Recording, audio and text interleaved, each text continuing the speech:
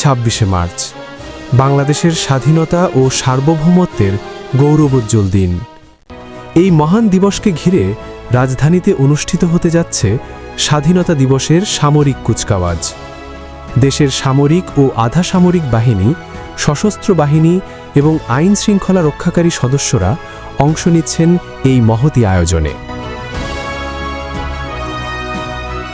দীর্ঘ প্রায় 18 মাস ধরে দেশের আইন শৃঙ্খলা রক্ষা, জনগণের জানমাল নিরাপদ রাখা এবং একটি সুষ্ঠু, নিরপেক্ষ ও গ্রহণযোগ্য নির্বাচন আয়োজনের ক্ষেত্রে নিরলসভাবে দায়িত্ব পালন করেছেন সশস্ত্র বাহিনীর সদস্যরা।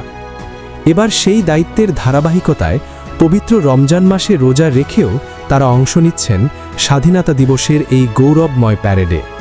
ক্লান্তি বা পরিশ্রমের সীমা পেরিয়েও দেশমাতৃকার সম্মান রক্ষায় তাদের দৃঢ় প্রত্যয় স্পষ্ট হয়ে উঠছে প্রতিটি পদক্ষেপে।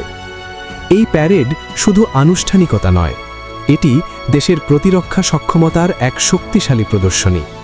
সেনাবাহিনী, নৌবাহিনী এবং বিমান বাহিনীর সমন্বিত উপস্থিতি তুলে ধরছে বাংলাদেশের নিরাপত্তা ও সার্বভৌমত্ব রক্ষার দৃঢ় প্রস্তুতি। তাদের ত্যাগ, পরিশ্রম এবং অটুট মনোবল জাতির জন্য গর্বের। এই দিনটি আবারও স্মরণ করিয়ে দেয় দেশের স্বাধীনতা ও মর্যাদা রক্ষায় সশস্ত্র বাহিনী সর্বদা প্রস্তুত। স্বাধীনতার এই গৌরবময় দিনে সশস্ত্র বাহিনীর দৃঢ় অঙ্গীকার যেন নতুন করে উচ্চারিত হয়, বিনা যুদ্ধে নাহি দিব সূচাগ্র মেদিনী।